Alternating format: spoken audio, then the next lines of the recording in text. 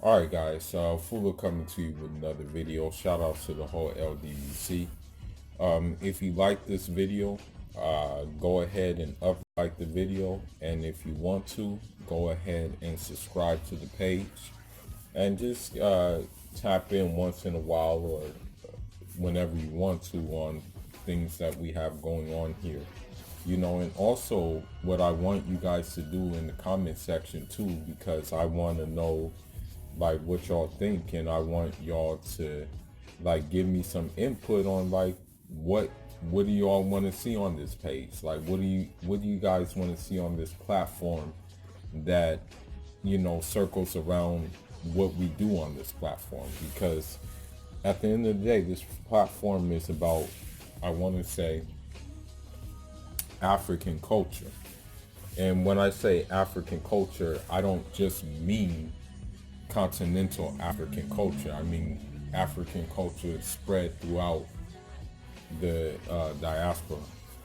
Because at the end of the day, sports is African culture. I mean, let's face it. I mean, we play sports. We do sports. Boxing is African culture. I mean, uh, you could just look at just different aspects of boxing play out in traditional African sports. Like, check out Lamb in Senegal, traditional African wrestling. People get knocked out in it. Check out Dembe in Nigeria. Basically boxing. So I say that to say that we're going to talk about some boxing. And we're going to talk about that fight card, the Miami fight card that the Zone put. I'm not gonna lie, it was a pretty okay card. I won't say it was like the best card, but it was just put it this way, it was a good card to watch on Thursday night. If you ain't got nothing else going on Thursday night, then this card was pretty good to watch. But anyhow, let's just tap in a little bit about it. Now, it's crazy because what was expected to happen happened pretty much. Now, the as far as the first fight I'm going to talk about, I want to talk about the Serrano fight. I mean, she got rid of old girl in like 3 rounds, and I mean, honestly, when you look at her, you can take her to after the fight, it looked like she was ready to go to a nightclub. I mean, her face was not even, there was nothing on her face, put it that way. Now, the second fight that I want to talk about was the Roman and the I think his name is Ahmed Dalif. Yeah, Ahmed Dalif. And that was for the super bantamweight, unified super bantamweight championship. I think that guy is from Azerbaijan or something like that. One of them Eastern European countries. But from the start, that dude was fighting like he was trying to take the title. Roman, he kind of wasn't fighting. I think he took him as a light touch. That's why I believe in my heart of hearts that he just thought that this was just going to be a light touch up, and that he wasn't really going to present any threat to him. And it turns out that he indeed presented more than a threat to him. I mean, he had him hurt a couple of times. He backed Roman up on the ropes a couple of times. So that's why I was like, okay, well, this guy came to fight. And, it was just that Roman, he didn't come to fight, and because of that, he lost, And so that's just what it is. Now, we move on to the Jojo Diaz Kevin Farmer fight, and Jojo Diaz, I guess it was just the Mamba mentality because he came out with the Kobe Bryant jersey. But at the same time, it was like, I guess the fight,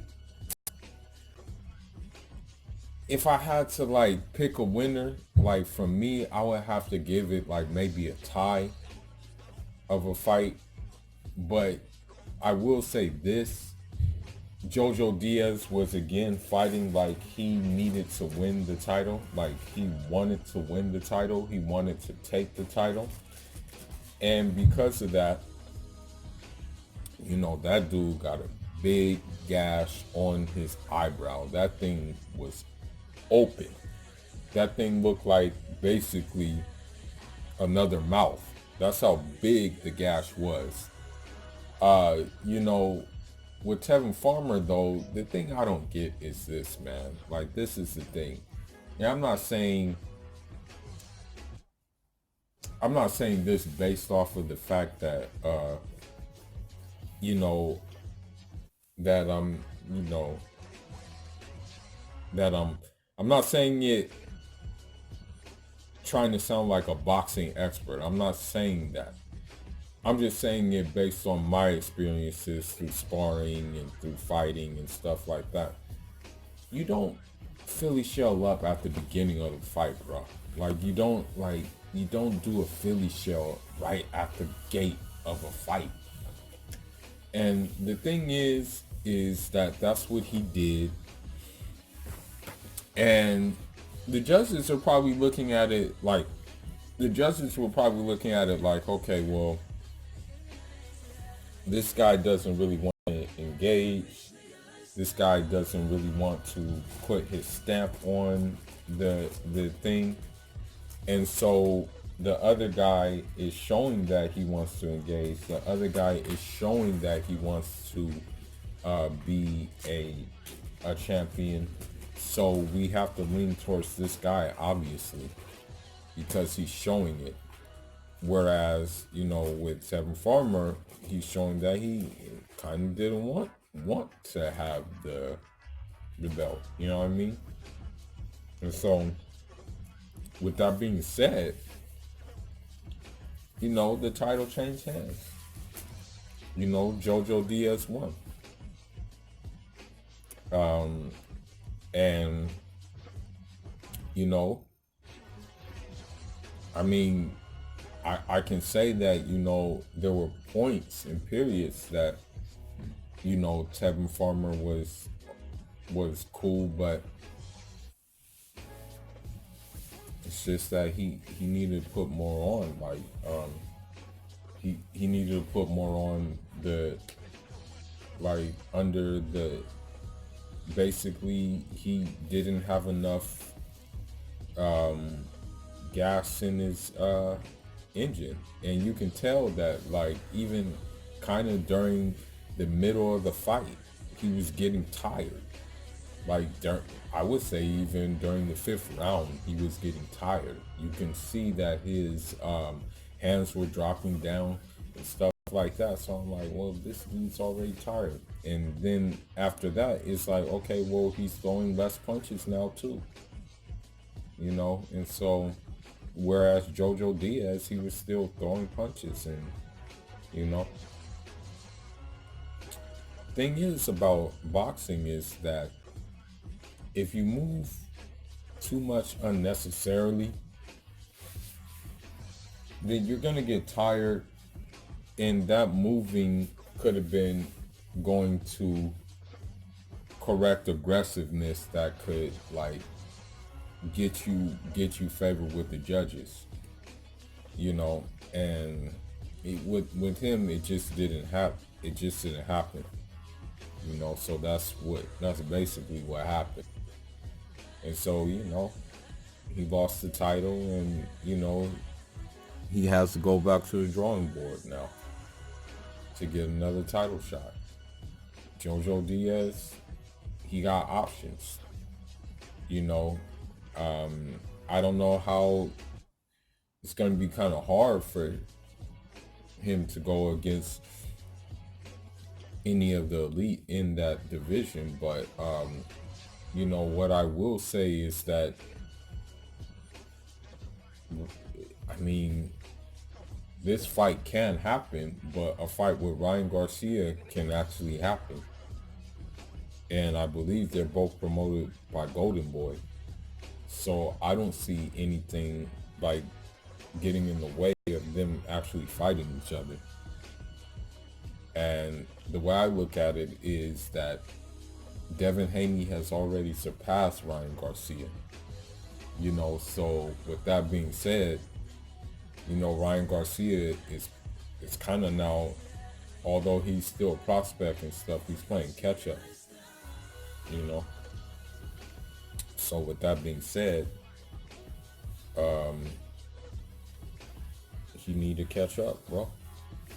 And Jojo Diaz may be the best opportunity for him to do so. You know. Now, that YouTube fight or whatever, I'm not going to spend that much time on it. Jake Paul versus this other dude. That other dude, I don't know what he was trying to do. I think he was trying to break dance rather than box, because I'm looking at how wide this dude's stance is, and I'm like, what the hell is this fool doing with a stance as wide as that? And just being wild and just being like not being composed or anything like that. And so like it was just over in a matter of, I mean, I think it was the first round. I don't remember, but I'm not going to spend no time on that crap. That thing was stupid. They shouldn't have even put that on the card. As a matter of fact, that should have been the first fight on the card. That should have been in the prelims. I don't know why they put that as like a main attraction. Come on now, bro. Give me a break. Okay. So, the final fight. Demetrius Boo Boo Andrade versus Luke Keeler. I'm going to just be real, man. I'm going to just keep it all the way funky. You know, parabens to Ermao Demetrius Andrade. But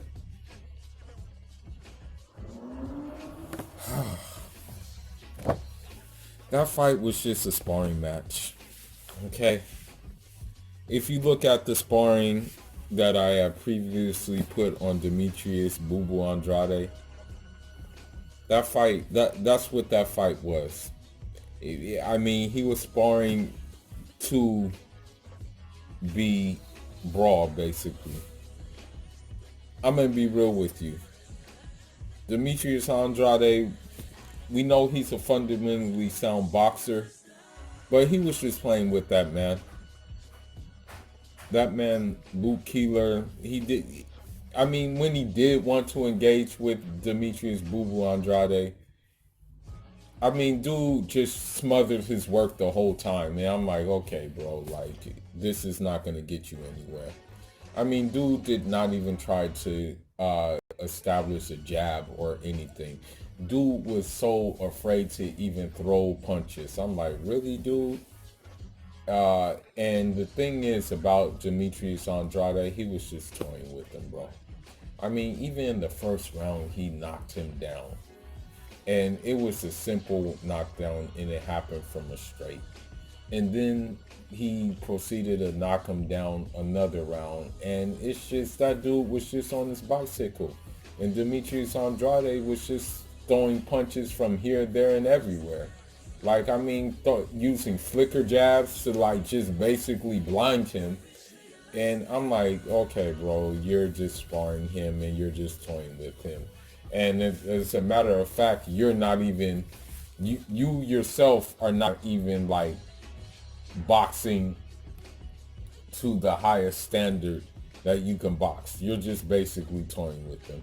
You had him figured out, like, at pretty much at the, I mean, within the second round or so.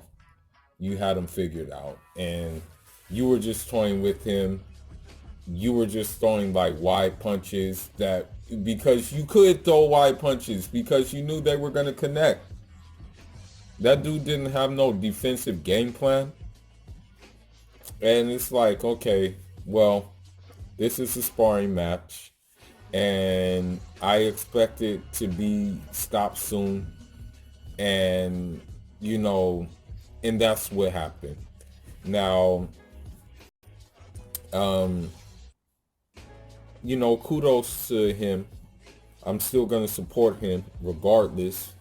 We're from the same turf. Cuz is from the same turf, I don't know exactly what island he's from, but, we from the same turf. But anyhow, um, you know, he did say that he would be willing to move up to 168 to fight Billy Joe Saunders. But the real question is, will Billy Joe Saunders give him that dance? That remains the main question. Will Billy Joe Saunders actually say, be the dance, I'll let you be my dance partner? Or is Billy Joe Saunders just going to be like, well, I'm just going to hold off for Canelo. I'll get the Murata Canelo winner. Is that what he's going to do? Because unfortunately what Canelo is making Murata do is Murata is a 160 pounder. He's going to make Canelo move up to, Canelo is going to make him move up to 168. So here we are again in a position where dudes just like knocking out guys in lower weight classes that are naturally not super middleweights or